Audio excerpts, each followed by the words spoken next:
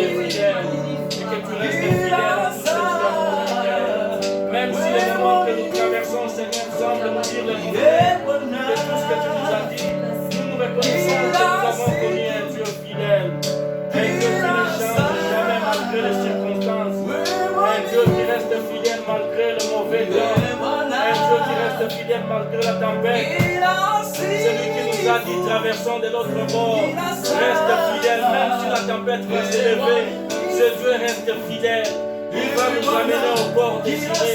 Seigneur, nous te reconnaissons un Dieu fidèle, celui qui est toujours fidèle à ses promesses, le Dieu qui ne ment jamais, le Dieu qui reste fidèle à sa parole, le Dieu qui ne se répand jamais.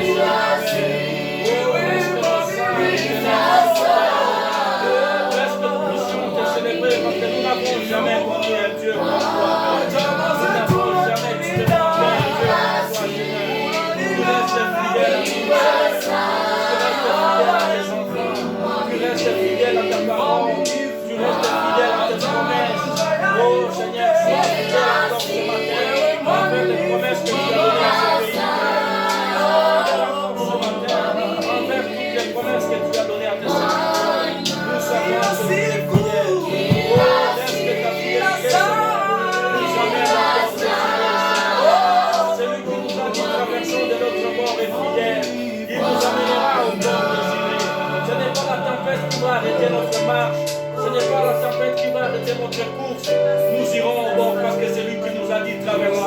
est fidèle, Seigneur. Nous te disons merci. Nous te disons merci ce matin. Nous te disons merci. Nous te disons merci. Même si la tempête semble être forte, toi tu es fidèle. Même si la tempête semble être forte, à notre direction, tu es fidèle. Parce que c'est toi qui nous as dit, chaque personne à l'ordre de l'autre bord. Seigneur, nous savons que nous irons au bord de l'autre bord. Parce que tu es fidèle à tes promesses. Alléluia. Merci Jésus.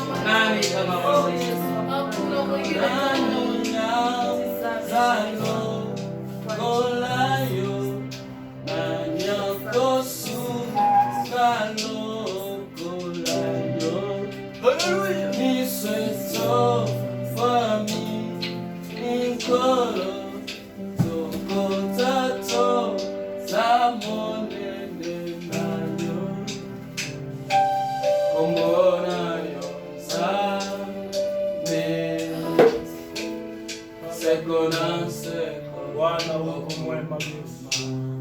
Nani azalo kolayo nani akosuma lokolayo misweto mwami likolo tokotato lamonene mayo nani azalo kolayo nani akosuma lokolayo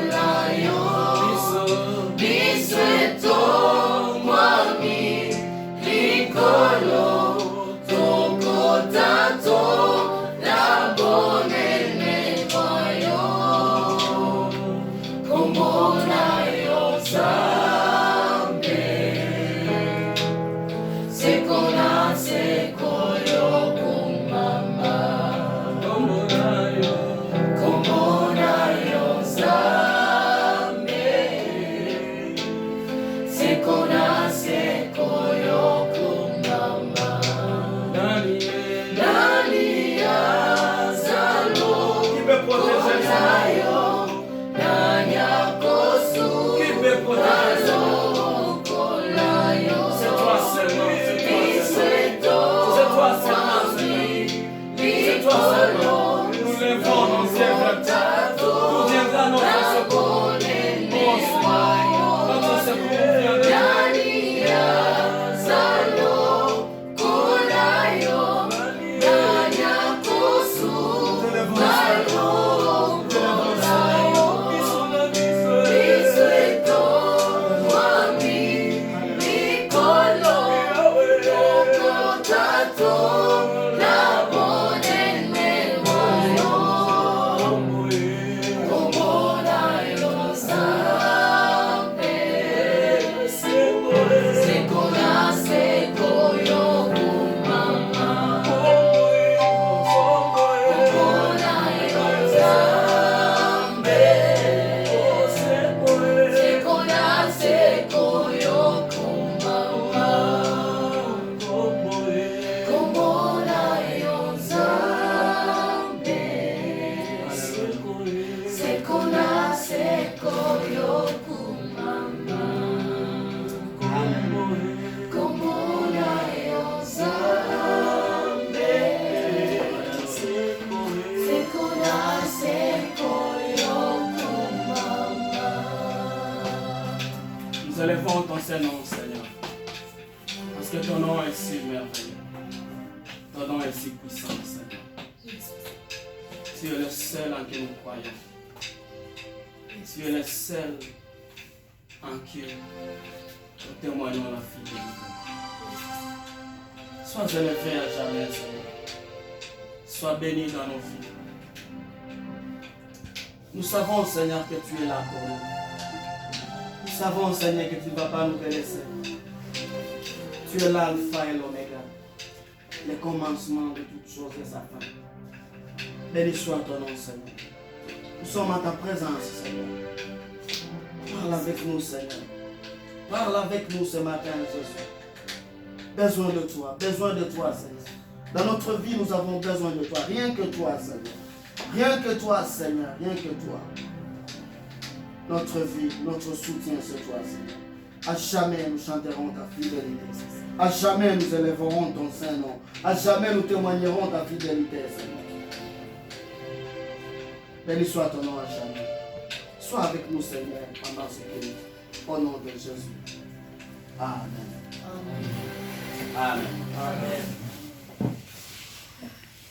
Soma neno la Mungu katika kitabu cha Samueli wa kwanza sura yake ya 17. Sura yake ya 17 mstari wa kwanza hadi wa 10. Tunaruka mstari wa 23 hadi 25. Kisha tunaruka 32 na tunaruka 37. 1 Samuel chapitre 17 verset 1 à 10, 23 à 25, 32 à 37. Kisha tutasoma kitabu cha Yoeli. Ama Joel. Kitabu cha Yoeli sura yake ya pili mstari wa 12. Tunaruka 18 hadi 21. Joel chapitre 2 verset 12 et puis 18 à 21. Na tunamaliza na 1 Thessaloniciens 5:17. Wathesalonike wa kwanza 5:17. Amen. Amen. Tunasoma neno la Mungu katika kitabu cha Samueli wa kwanza 17:1 hadi 10. Nasema hivi: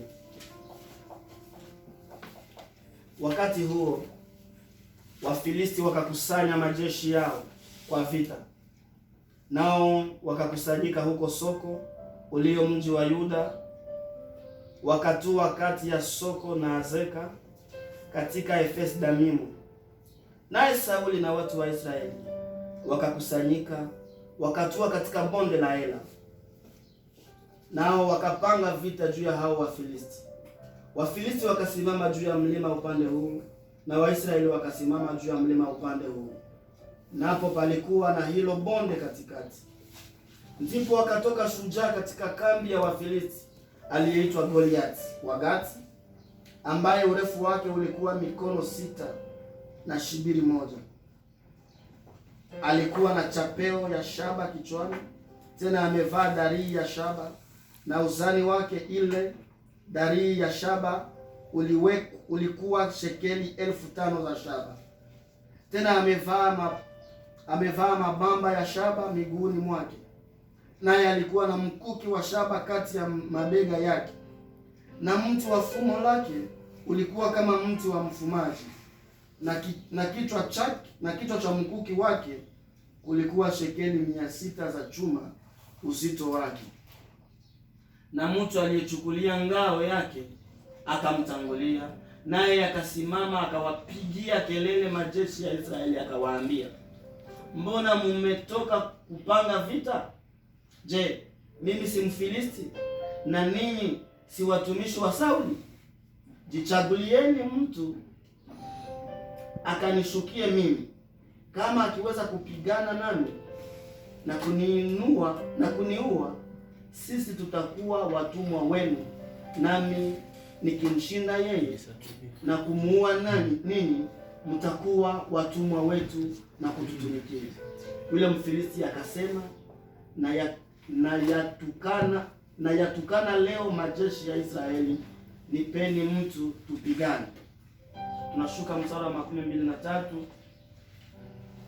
Hata alipokuwa akisema nao, kumbe yule shujaa alitokea, yule Mfilisti wa Gati, jina lake Goliathi, akitoka katika jeshi la Wafilisti, akasema maneno yale yale, naye Daudi akayasikia. Na watu wote wa Israeli walipomwona yule mtu wakamwambia, wakakimbia, wakaogopa sana. Amen. 32. Daudi akamwambia Sauli asizimie moyo mtu yeyote kwa ajili ya huyu. Mimi mtumishi wako nitakwenda kupigana na Mfilisti huyu. Daudi akasema, Bwana aliyeniokoa na makucha ya simba na makucha ya dubu ataniokoa na mkono wa Mfilisti huyu. Sauli akamwambia Daudi, enenda na Bwana atakuwa pamoja nawe. Amen. Amen. En français. Les Philistins réunirent leur armée pour faire la guerre et ils se ressemblèrent à Soko qui appartient à Juda. Ils campèrent entre Soko et Azekah à Éphèse d'Amim. Saül et les hommes d'Israël se rassemblèrent aussi. Ils campèrent dans la vallée des Bérenthins et ils se mirent en ordre de bataille contre les Philistins. Les Philistins étaient vers la montagne d'un côté et Israël était vers la montagne de l'autre côté. La vallée les séparait. Un homme sortit du camp des Philistins et s'avançant entre les deux armées. Il se nommait Goliath. Il était de Gath et il avait une taille de 6 coudées et un empan. Sur sa tête était un casque d'airain et il portait une cuirasse à écailles du poids de 5000 cycles d'airain. Il avait aux jambes une armure d'airain et un javelot d'airain entre les épaules. Les bois de sa lance étaient comme un souffle de tisserand et la lance pesait 600 cycles de fer. Celui qui portait son bouclier marchait devant lui. Les Philistins s'arrêta et s'adressa aux troupes d'Israël rangées en bataille. Il leur cria, pourquoi sortez-vous pour vous ranger en bataille? Ne suis-je pas les Philistins et n'êtes-vous pas des esclaves de Saül? Choisissez un homme qui descende contre moi. S'il peut me battre et qu'il me tue, nous vous serons assujettis. Mais si je l'emporte sur lui et que je le tue, vous ne serez assujettis et vous nous servirez. Les Philistins disent encore, je jette en ce jour un défi à l'armée d'Israël. Donnez-moi un homme et nous nous battrons ensemble. 23. Tandis qu'il parlait avec eux, voici les Philistins de Gath nommés Goliath avançant entre les deux armées hors des rangs des Philistins. Il tint le même discours que précédemment et David les entendit. À la vue de cet homme, tous ceux d'Israël s'enfuirent devant lui et furent saisis d'une grande crainte. 32.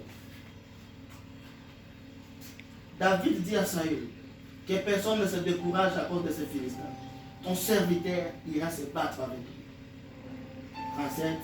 David dit encore, l'Éternel qui m'a délivré de la griffe du lion et de la patte de l'ours, me délivrera aussi de la main de ce Philistin. Et Saül dit à David, va, et que l'Éternel soit avec toi. Amen. Amen. Yoel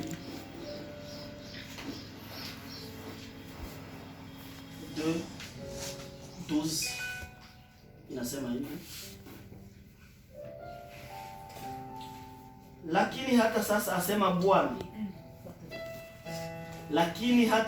asema Bwana, nirudieni mimi kwa mioyo yenu yote na kwa kufunga na kwa kulia na kwa kuombolea. Amen. 18-21. Hapo ndipo Bwana alipoona wivu kwa ajili ya nchi yake, akawahurumia watu wake. Bwana akajibu akawaambia watu wake, tazameni, nitawaletea nafaka na divai na mafuta, nanyi mtashiba kwa vitu hivyo, wala sitawafanya tena kuwa aibu kati ya mataifa. Lakini jeshi lililotoka kaskazini nitaliondolea mbali nami nitalifukuza mpaka nchi ya ukame na ukiwa. Sehemu yake iliyo mbele itaingia katika bahari ya mashariki, na sehemu yake iliyo nyuma itaingia katika bahari ya magharibi. Na uvundo wake utapanda juu, na harufu yake mbaya itapanda juu, kwa sababu ametenda mambo makubwa. Nchi, usiogope, furahi na ushangilie, kwa kuwa Bwana ametenda mambo makubwa. Amen. Amen. Tunamaliza na Wathesalonike wa kwanza mstari wake wa 5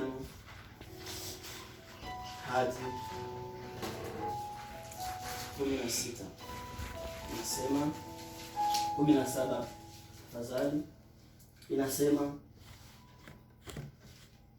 ombeni bila kukoma. Amen. Amen. Sasa nilipenda tuzungumze asubuhi ya leo kwamba tushinde hofu, vaincre la peur, tushinde woga. Na katika kitabu hiki cha Samueli wa kwanza tunaona mtu ambaye jina lake anaitwa Goliath.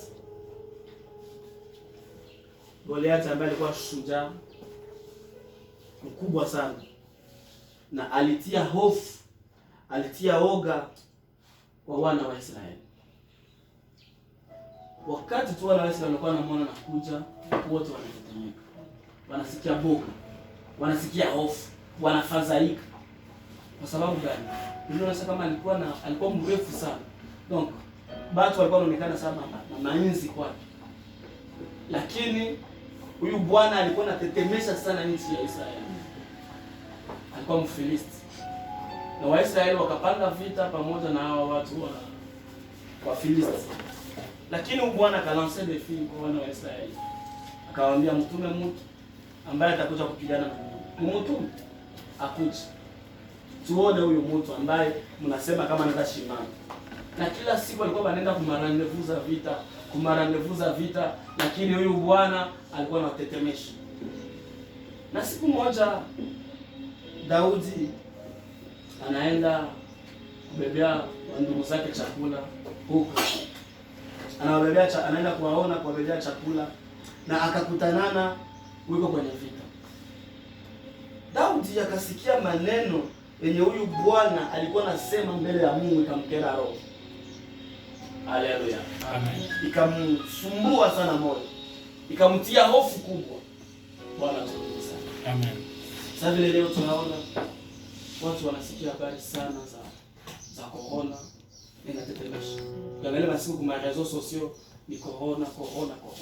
Sasa mtu uko nasikia anasema no, isha watu fulani kule inaangamiza huko. Unaona ikikuingia tu kifua inafanya hivi na hivi, na inatetemesha.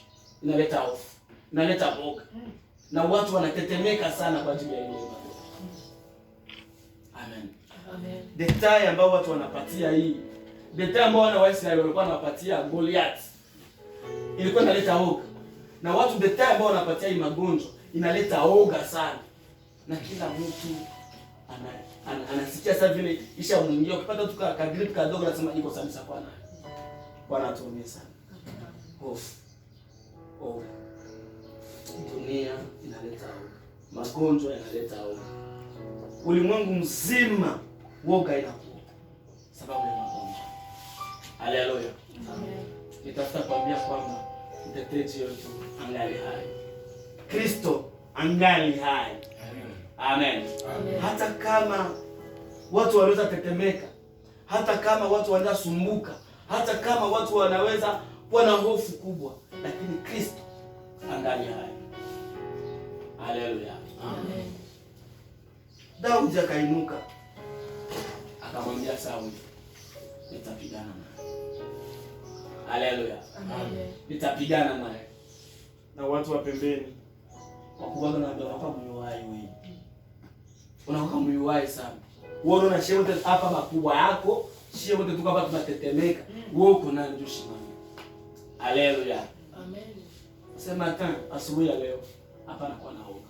Kristo angali hai. Kristo angali anafanya. Kristo anasimama kwa ajili yetu. Amen. Tusiogope. Magonjwa yasitetemeshe watu. Magonjwa yasitusumbue. Kristo iko na angali atafanya mambo makubwa. Daudi aliposimama akaenda kwa Sauli kumwambia, Sauli akasema nini kudai? Wewe uko peti, ungali mtoto sana. Utafanya nini kule? Uko mtoto wewe utafanya nini? Haleluya. Amen. Napenda Mungu kwa maana ni sharti mtu ambaye atamtumikia. Ni sharti mtu ambaye atasimama kwa na save ambayo itatetemesha watu. Ukwe na historia fulani ambayo itatetemesha watu. Sauli Daudi alipoona kwamba wanamsusestimia, akasimama akasema, mimi nilikuwa nachunga kondoo, simba ikakuja kurarua kundi langu, nikasimama nikapiga ile simba nikakufa. Dubu nayo ilikuya ama use ilikuya, nikasimama nikaipiga nikakufa. Haleluya. Je voulais vous dire kama Kristo Yesu alikuja hapa duniani akapiga shetani na vitu vyake vyote na akamshinda. Haleluya. Amen. Kristo alishinda shetani. Na leo nitafuta kuhakikisha kwamba Kristo anasimama ili ashipige shetani na mambo yake. Haleluya. Magonjwa hii si Mungu alileta. La.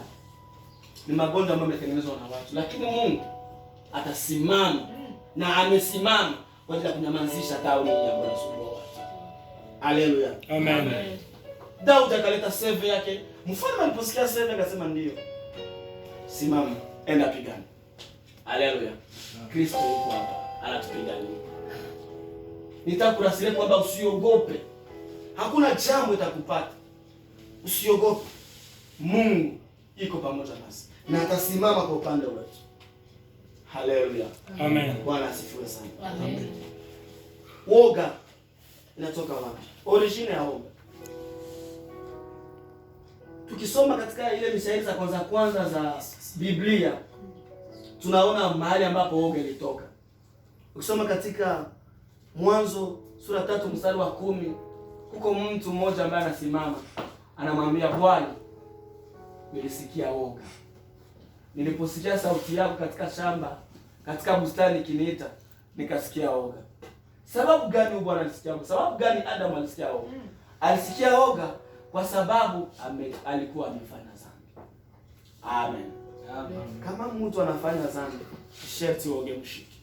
Wakati mtu anatoka katika ngao la Mungu, unatoka katika kwa madirezi security ya Mungu, woga inaingia. Na woga inasumbua, inatetemesha watu. Kwa sababu gani? Umeachwa na Mungu. Wakati mtu ameachwa na Mungu nishataona woga. Lakini kama ungali na Kristo, kama ungali na Mungu, usikue na woga. Kwa sababu Mungu ni security yako. Mungu anakuchunga, Mungu anakulinda, Mungu anakuprotege. Wakati una Mungu, Mungu anakuprotege. Usiogope kitu kwa sababu Mungu yuko pamoja nawe. Biblia mwanzo hadi mwisho inatuambia tusiogope. Haizuru nini unaweza kufikia katika maisha. Hapana kuogopa. Kristo yuko na wewe. Mungu ana wewe na atakusaidia, atakuponya na magonjwa hii. Haleluya. Amen. Woga ilianza katika bustani ya Edeni wakati mtu alifanya dhambi. Hiyo ndio chanzo au origin ya woga katika maisha ya mtu. Amen. Bwana tusaidie sana. Kama hauna dhambi usiogope. Ndio.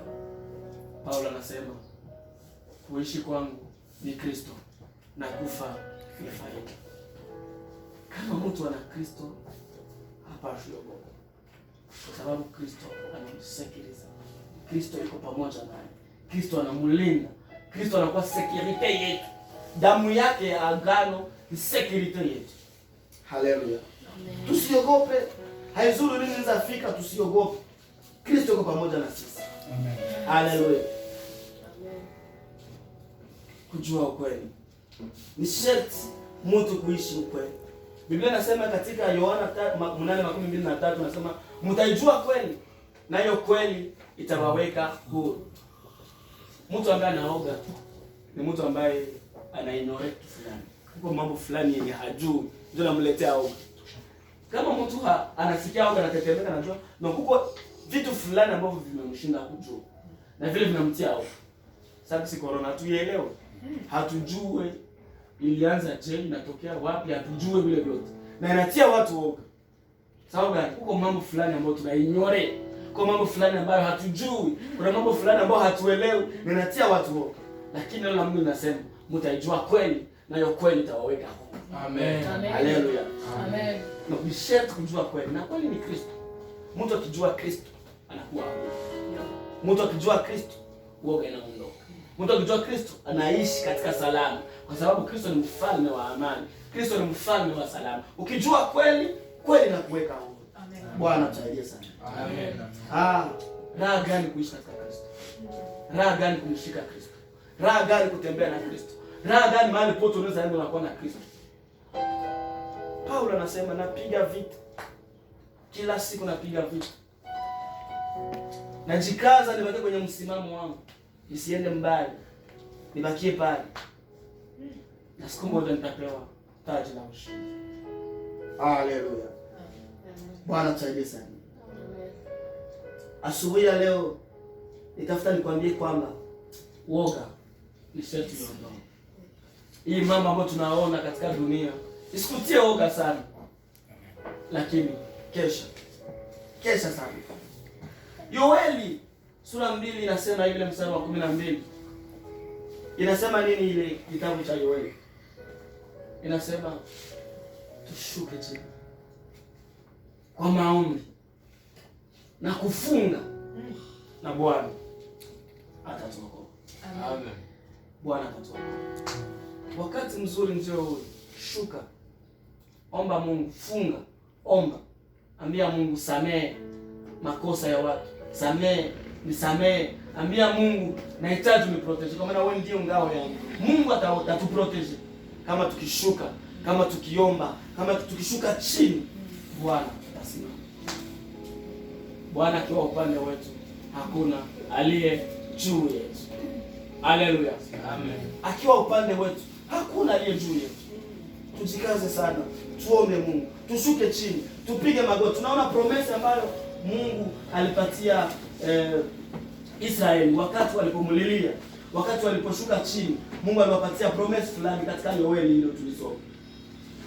Aliwapatia promesa, anasema hapo ndipo Bwana alipoona wivu kwa ajili ya nchi yake, akawahurumia watu wake. Alipoona wivu kwa ajili ya nchi, akawahurumia watu wake.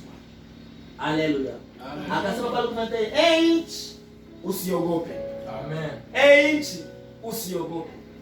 Goma, usiogope. Amen. Kongo, usiogope.